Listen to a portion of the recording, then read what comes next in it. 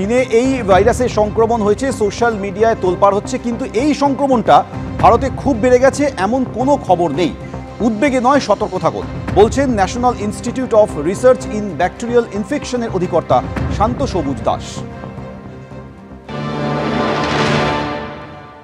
উদ্বেগের সেরকম মতন কোনো কারণ দেখা যায়নি। আপনি যদি দেখে থাকেন, DGHS director general health service Bharat সরকারের ডক্টর অতুল গোয়েল উনিও একটা বলেছেন, স্টেটমেন্ট দিয়েছেন যে আমরা কিন্তু খুব বেশি যে ইনফেকশন এই সময় এমনি শীতে যেটুকু ইনফেকশন বাড়ে, এগুলো সাধারণত এই ইনফেকশনগুলো শীত বা ওই শীত শেষ হচ্ছে বসন্ত আসছে ওরকম সময় হয়।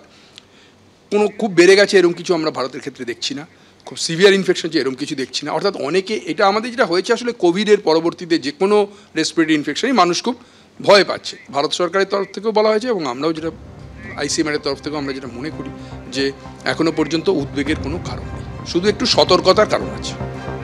চীনে যে ভাইরাসের সংক্রমণ নিয়ে সোশ্যাল মিডিয়ায় তোলপাড় হচ্ছে, কি সেই HMPV? এর পুরো নাম হিউম্যান মেটা নিউমো ভাইরাস। এর উপসর্গ জ্বর, সর্দি, কাশি। এখনও এর ওষুধ বা ভ্যাকসিন তৈরি হয়নি। চিকিৎসকদের পরামর্শ, আতঙ্কিত হবেন না। সংক্রামিত ব্যক্তির নিয়মিত পরিষ্কার পরিচ্ছন্ন থাকা উচিত। ভিড়ের মধ্যে মাস্ক পরে থাকা উচিত। ঘন ঘন হাত পরিষ্কার করতে হবে। আর HMPV বৃত্তান্ত আপনাদের জানাবো এবার। 2 দশক আগে প্রথমবার সংক্রমণ ধরা পড়েছিল HMPV।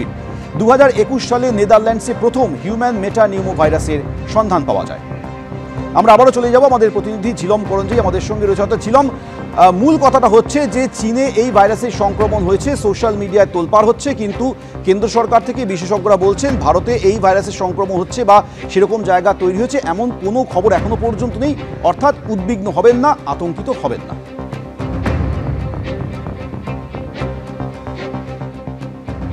একদমই, কেন্দ্রীয় স্বাস্থ্যমন্ত্রক উদ্বিগ্ন হওয়া বা আতঙ্কিত হওয়া সেটা না করতে বলছেন।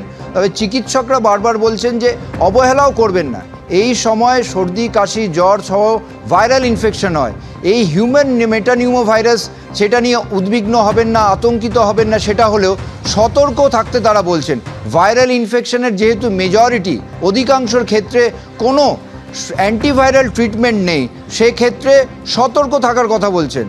এবং ভাইরাল ইনফেকশন হলে বরাবরের যেটা হয় যে এইটার একটা সিমটোম্যাটিক চিকিৎসা হয়, তার অ্যান্টিভাইরাল অধিকাংশ ক্ষেত্রে নেই।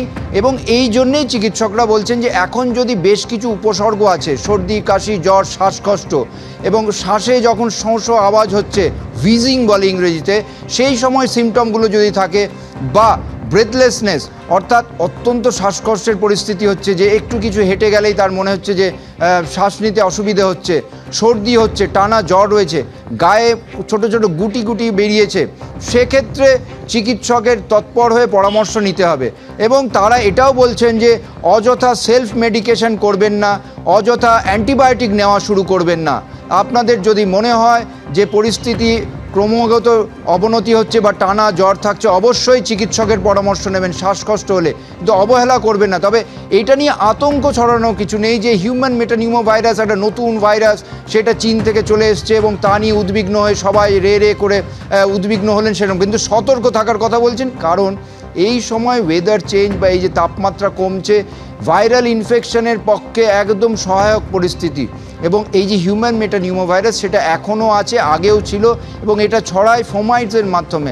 আমরা কথা বলছি যে সেই কথায় যে থুতু ছড়িয়ে যায় বা ওয়াটার ড্রপলেটস যেগুলো ছড়ায়, সেগুলো হাতে লাগে এবং সেইগুলো হাতে লেগে চোখ যখন লোকে ডলে বা অন্য আরেকজনের হাতে করমর্দন করে বা অন্য জিনিস ছয়, সেখান থেকে ছড়ায়।